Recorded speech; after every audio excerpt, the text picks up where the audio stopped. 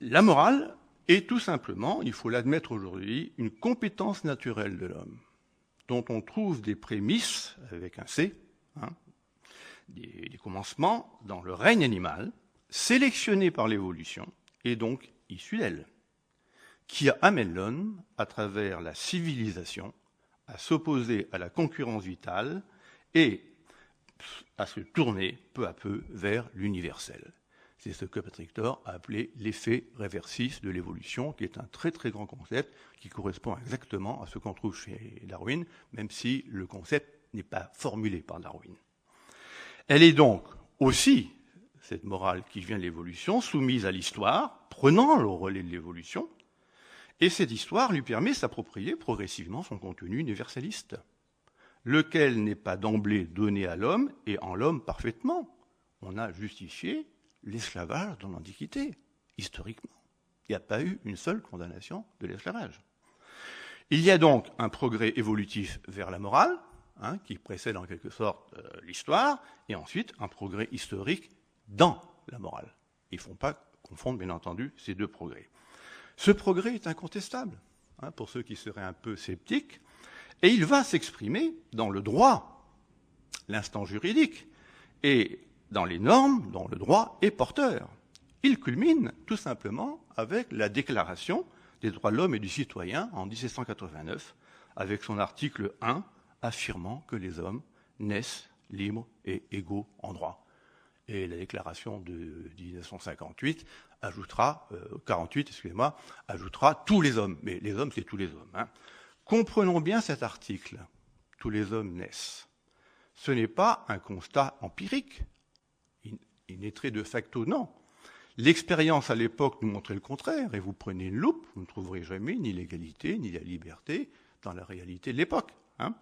Mais c'est un énoncé normatif, un jugement de valeur, et performatif, énonçant comment nous devons traiter les hommes, comment nous devons le faire, et comment nous devons nous comporter à leur égard en les considérant.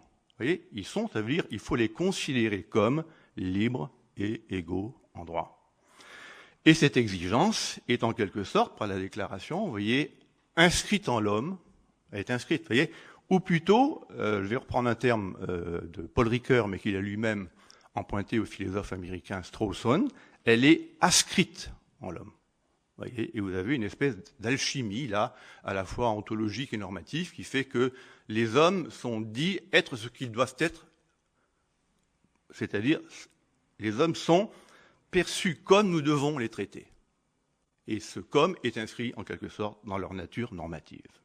Et c'est là pour moi, je vous le dis tout de suite, l'équivalent de ce fait de la raison dont se réclamait Kant dans la critique de la raison pratique, pour être assuré de l'existence de la morale, ultimement, vous voyez, sachant qu'elle était rendue possible par le libre arbitre, il disait, il y a un fait de la raison qui s'impose à nous, et bien là, vous en avez un, sauf que c'est un fait historique, attesté dans et par l'existence d'un droit positif incontestable, dont nous avons tous le souvenir et qui pèse sur notre univers aujourd'hui.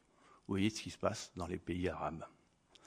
On peut alors, troisième point, sans arbitraire idéologique, en dérouler les conséquences directement politiques. Et je le ferai dans l'optique de ce que j'appellerais une politique morale. J'ai développé ça dans un livre récent qui s'intitule « L'ambition morale de la politique ». Politique morale que l'on trouve, j'en profite tout de suite pour vous le lire, chez Kant et chez Rousseau. Rousseau disant « ceux qui veulent séparer la morale et la politique n'ont rien compris ni à l'une ni à l'autre ». Mais, bien entendu, une politique morale enracinée dans une perspective désormais matérialiste et donc non susceptible d'être remise en cause, vous voyez, par la fragilité des systèmes idéalistes. Premier point quand même.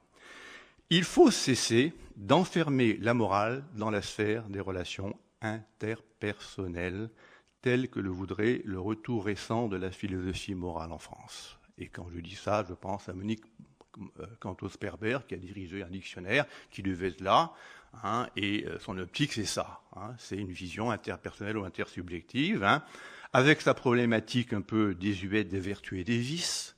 Pensez au petit traité des grandes vertus de André Comte-Sponville, qui est un ami par ailleurs. Mais bon, il y a des choses peut-être plus importantes, vous voyez, hein, que la vertu et le vice, et dire de quelqu'un qu'il est vicieux. Personne ne dit plus ça, ça ne veut plus rien dire. Hein, bon. Et du coup, si vous voulez, il faut aussi cesser de mettre au premier plan, parce que ça va ensemble, la question subjective de l'intention, alors que cette question était centrale dans la philosophie, bien entendu, de Kant, hein, pour garantir la moralité d'une action, et donner la priorité au contenu de l'action humaine, et spécialement donc à l'action collective, telle qu'elle s'inscrit dans le champ complet des rapports sociaux, à travers le droit qui les organise, et dans lequel cette morale s'objective. C'est dire, alors c'est la formule que désormais j'utilise, parce qu'elle est, on peut la retenir, elle est jolie si vous voulez, si je puis me permettre, hein, mais je crois qu'elle dit ce qu'elle veut dire. Il faut passer de la morale bulle à la morale monde. C'est tout pareil, vous voyez. Et si j'ose dire, en anticipant sur ce qui va suivre, hein, et en faisant ironiquement allusion à Luc Ferry et à son dernier ouvrage, hein, sur la révolution de l'amour, bien figurez-vous qu'il faut passer, hein, de la révolution de l'amour à l'amour de la révolution. Et les pays arabes nous en donnent la preuve concrète. C'est donc dans le champ complet de la société que se joue le sort véritable de la morale. Et qui l'ignore, ce champ, ne peut se dire soucieux de morale, ne peut se dire moraliste, c'est pas vrai. C'est du moralisme à la petite semaine pour les gazettes. Deuxième point. Comment concevoir cette application ? Alors, il faut distinguer, dans ce même champ social, entendu, disons, au sens large, hein, trois champs particuliers. Le champ politique, des institutions, qui engage le type de régime et la forme du gouvernement, avec tous les droits afférents, hein, droit de vote, etc., droit d'association, tout ce que vous voudrez. Le champ social, avec l'ensemble des droits concrets, comme le droit au travail, le droit à la santé, le droit à la culture, le droit syndicaux, etc. Hein.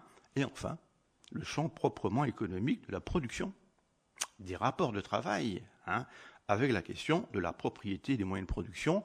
Et je vous rappelle que le champ économique, bon, il occupe les 3/4 de notre vie, et la vie des 3/4 de la population. Or, la morale, cette fameuse morale, hein, elle a déjà commencé à investir le premier champ. J'en ai parlé tout à l'heure, avec l'instauration de la République, ou de la démocratie. Hein, j'identifierai les deux concepts, si vous me permettez. Hein. Donc, Kant disait de la République, hein, dans le projet de paix perpétuel, qui est un livre tout à fait remarquable, qu'il était, il dit ça aussi dans la doctrine du droit, qu'il était le seul régime conforme à la morale, et que donc il était exigé par elle, en quelque sorte, a priori. A priori. Et effectivement, on remarquera que la République, hein, fondée sur l'expression de la volonté générale et sur le suffrage universel, ben, correspond précisément, hein, aux critères de base de l'universel comme de l'autonomie. En République, nous sommes libres et égaux, hein, et nous instituons la loi, et la loi à laquelle nous obéissons, c'est la loi que nous nous sommes donnée indirectement.